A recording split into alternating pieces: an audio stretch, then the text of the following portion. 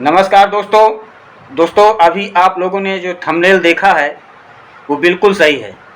इस पे supreme court का सीनियर सिटीजनों को लेकर के बहुत बड़ा अहम फैसला है और सभी जितने सीनियर सिटीजन हैं उनको ये काम करना बहुत ज़रूरी है। अगर ये काम नहीं करेंगे तो आगे चल के वो बहुत पछताएंगे।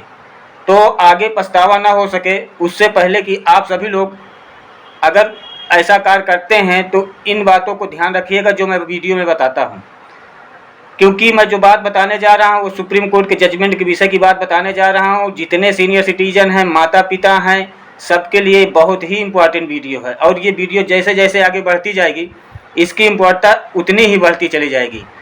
तो दोस्तों उससे पहले अगर आप लोग मेरे चैनल में नए हैं तो मेरे चैनल को सब्सक्राइब करके बेल आइकन को हिट कर दीजिएगा, जिससे मेरे वीडियो का पहला नोटिफिकेशन आप लोगों तक पहुंच सकेगा, क्योंकि मैं ऐसी यूजफुल वीडियो बनाता रहता हूं। और अगर आप लोगों को लीगल एडवाइस की किसी प्रकार की आवश्यकता पड़ती है तो उसके लिए मेरे वीडियो में कमेंट करिएगा। अगर छोटा मैटर है तो उसको मैं कमेंट में सॉल्व कर दूंगा, अगर बड़ा मैटर है तो वीडियो के एक पैकेज बना करके आप लोगों तक दूंगा। तो चलिए दोस्तों, समय ना बर्बाद करते हुए चलते हैं सीधे वीडियो की ओर। तो दोस्तों सुप्रीम कोर्ट का जो फैसला आया है उसमें अगर आप लोगों को केस नंबर चाहिए हो तो वीडियो के डिस्क्रिप्शन में डाल दूंगा, आप लोग जा करके वहाँ पे देख सकते हैं। तो चलिए जानते हैं कि सुप्रीम कोर्ट ने सीनियर सिटीजन को और माता पिता को लेकर के क्या जजमेंट दिए हैं जो कार्य करना बहुत ज़रूरी है। दोस्तों क्या होता है कि जो सीनियर सिटीजन होते हैं, माता पिता होते हैं, वो क्या करते हैं कि अपनी जो संपत्ति होती है वो बच्चों के बहकावे में बहला फुसला लेते हैं। जैसे कि किसी के 4 बच्चे हैं, 2 बच्चे हैं, 3 बच्चे हैं और पिता के नाम संपत्ति है। अब वो लड़का कहता है मेरे नाम कर दीजिए, मुझे ये कार्य करना है, वो कहता है मेरे नाम कर दीजिए, मुझे ये कार्य करना है। तो लड़के हैं, अगर लड़के कहते हैं तो पिता को मानना ही पड़ेगा। 1 बार नहीं मानेंगे, 2 बार में नहीं मानेंगे, 4 बार में नहीं मानेंगे, 10 बार में मानना ही पड़ेगा। तो आप मानिए, अगर कोई आवश्यकता ऐसी पड़ रही है तो उनके नाम भी आप करिए, उसमें कोई किसी प्रकार की दिक्कत नहीं है। पर अगर आप वो कार्य करने जा रहे हैं तो उससे पहले एक कार्य जरूर कर लीजिएगा जो सुप्रीम कोर्ट ने कहा है, क्योंकि अगर आप ये कार्य नहीं करेंगे तो आपको वृद्धावस्था में जब आप बुढ़ापे में आ जाएंगे, आपको बहुत इम्पोर्टेंट वाला ज़रूरी वाला समय जब आता है उस समय लड़के लड़कियां, गांव समाज कोई काम नहीं करता, चारपाई पे लेटे रहते हैं, कोई ध्यान नहीं देता है। तो दोस्तों उससे पहले अगर आप लोगों को अगर ऐसी कोई कंडीशन आ रहा है कि हमें अपनी संपत्ति अपने लड़के या अपने लड़की किसी के नाम करना है तो आप बेफिक्र होकर के करिए, पर उसमें एक बात को ज़रूर मेंशन करवा दीजिएगा। जैसे उसमें जब लिखा पढ़ी जाएंगे, आप तहसीली में जाते हैं लिखा पढ़ी करने के लिए, अपनी प्रॉपर्टी को ट्रांसफ़र करने के लिए अपने लड़के के लिए, तो स्टाम्प लगते हैं।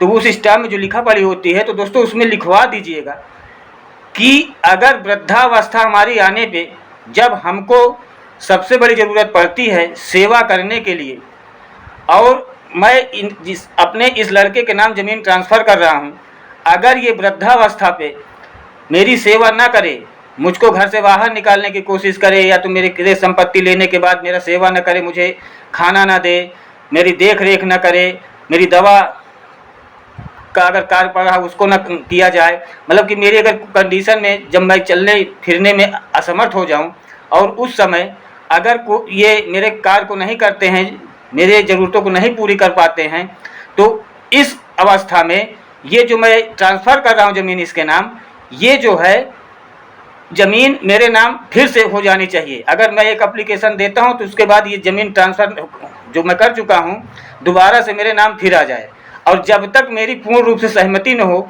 इस ज़मीन को ये बेच ना सके।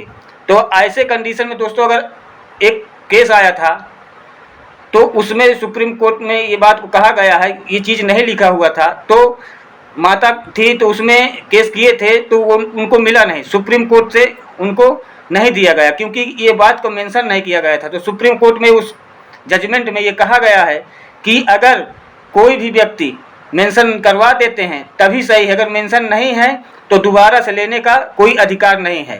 तो क्योंकि ये भरण पोषण अधिनियम 2007 जो आया है सीनियर सिटीजन के लेकर के, माता पिता का और सीनियर सिटीजन को लेकर के भरण पोषण अधिनियम 2007 जो आया हुआ है, उसमें के कंडीशन में धारा 23 में ये चीज़ को दिखाया गया है और उसी चीज़ को मैं आप लोगों को बता रहा हूँ। तो बहुत गंभीर से लेते हुए अगर आप अपनी ज़मीन को बेच रहे हैं अपने लड़के के ही हाथ, मतलब ट्रांसफ़र कर रहे हैं, वो बेचना ही हो गया। अगर ट्रांसफ़र कर रहे हैं किसी भी कारण से या दान में किसी को दे रहे हैं कि हमारी सेवा के लिए है, तो उस चीज़ को लिखवा ज़रूर दीजिएगा भाइयों। अगर लिखवाएंगे नहीं तो आप ये समझ लीजिए कि वृद्धावस्था में आपका कोई नहीं करेगा, आप अकेले पड़े रहेंगे, कोई देख रेख नहीं करेगा। क्योंकि अगर संपत्ति है तभी आपकी देख रेख होगी।